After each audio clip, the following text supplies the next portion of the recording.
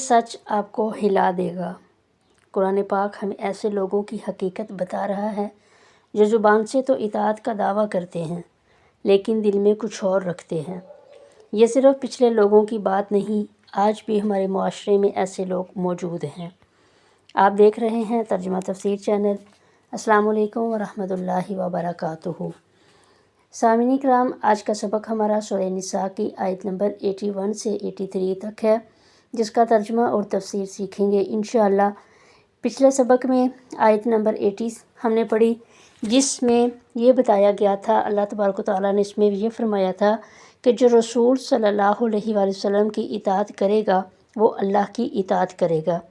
اب ان آیات میں بتایا جا رہا ہے کہ کچھ لوگ زبان سے اطاعت کا دعویٰ تو کرتے ہیں لیکن حقیقت میں وہ نافرمانی کرتے ہیں۔ آئیے چلتے ہیں آیات کی طرف اور دیکھتے ہیں ترجمہ اور تفسیر کو سمجھتے ہیں۔ اعوذ باللہ من الشیطان الرجیم، بسم اللہ الرحمن الرحیم۔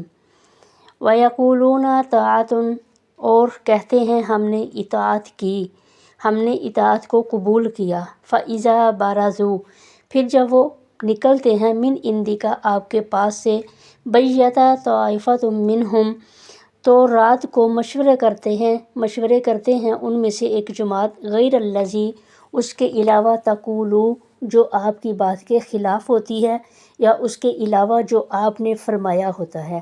واللہ، اللہ، یکتب ما یبیتون، اللہ تعالیٰ لکھ لیتے ہیں ان کی خفیہ باتوں کو، ما یبیتون، جو انہوں نے راتوں کو مشورہ کیا ہوتا ہے۔ فاعرض عنہم، پس آپ ان سے اعراض کیجئے۔ وتوکل علی اللہ، اور اللہ پر بھروسہ رکھیں۔ وکفیٰ باللہ وکیلا، اور اللہ کافی ہے کام بنانے والا۔ دیکھیے اس آیت مبارکہ میں منافقین کی حقیقت بیان کی گئی ہے کہ یہ لوگ نبی کریم صلی اللہ علیہ وآلہ وسلم کے سامنے آ کر کہتے تھے ہم آپ کی بات مانتے ہیں، ہم اطاعت کرتے ہیں، لیکن جیسے ہی مجلس سے باہر جاتے، آپ صلی اللہ علیہ وآلہ وسلم کی باتوں کے خلاف منصوبے بناتے، سازشیں کرتے۔ یہی نفاق ہے، انسان کا ظاہر اور باطن مختلف ہو۔ اللہ تبارک و تعالیٰ فرما رہے ہیں کہ یہ جو خفیہ باتیں کرتے ہیں اللہ سب لکھ رہا ہے۔ اے نبی صلی اللہ علیہ وآلہ وسلم، آپ ان سے درگزر کریں اور اللہ پر بھروسہ رکھیں۔ اس سے یہی سبق ملتا ہے، اس آیت مبارکہ سے یہی سیکھنے کو ملتا ہے کہ سچا مومن ایک جیسا ہوتا ہے جبکہ منافق کے دو رخ ہوتے ہیں۔ افلا یتدبرون القرآن، کیا یہ لوگ قرآن میں غور و فکر نہیں کرتے؟ ولو کان من عندی غیر اللہ، اگرچہ یہ قرآن ہوتا اللہ کے علاوہ کسی اور کا، لوجدوا فیہ، البتہ اس میں پاتے اختلافاً کثیرا، بہت زیادہ اختلاف۔ یہ آیت قرآن کی سچائی کی ایک بہت بڑی دلیل ہے۔ اللہ تعالیٰ لوگوں کو متوجہ کرتے ہوئے فرماتے ہیں کہ کیا یہ لوگ قرآن میں غور و فکر نہیں کرتے؟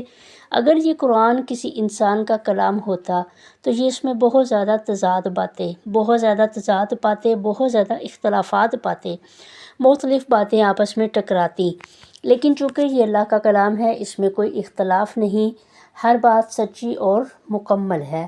اس سے کیا معلوم ہوتا ہے؟ قرآن حق ہے اور ہمیں اس میں غور و فکر کرنا چاہیے۔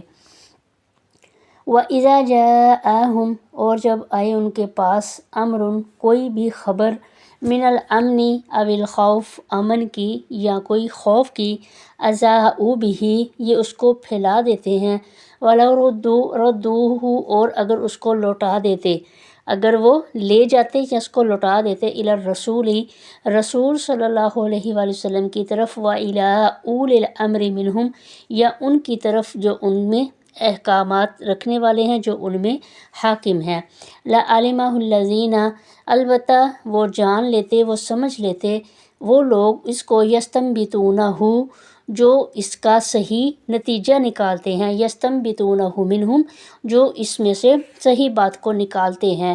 ولولا فضل اللہ علیکم، اگر تم پر اللہ کا فضل، ورحمتہ، اور اس کی رحمت نہ ہوتی، لاتبعتم الشیطان، البتہ ان میں سے کچھ لوگ پیروی کرتے شیطان کی، الا، مگر، قلیلا، بہت تھوڑے۔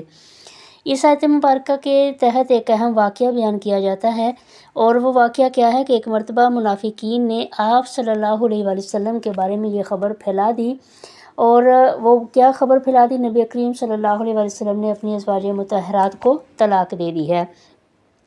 یہ خبر مدینہ میں پھیل گئی جب حضرت عمر رضی اللہ تعالیٰ عنہ کو اس بات کا علم ہوا، اور حضرت عمر رضی اللہ تعالیٰ عنہ فوراً نبی کریم صلی اللہ علیہ وسلم کی خدمت میں حاضر ہوئے اور حقیقت معلوم کی، تو معلوم ہوا یہ بالکل غلط خبر ہے جو کہ منافقین کی طرف سے پھیلائی گئی تھی۔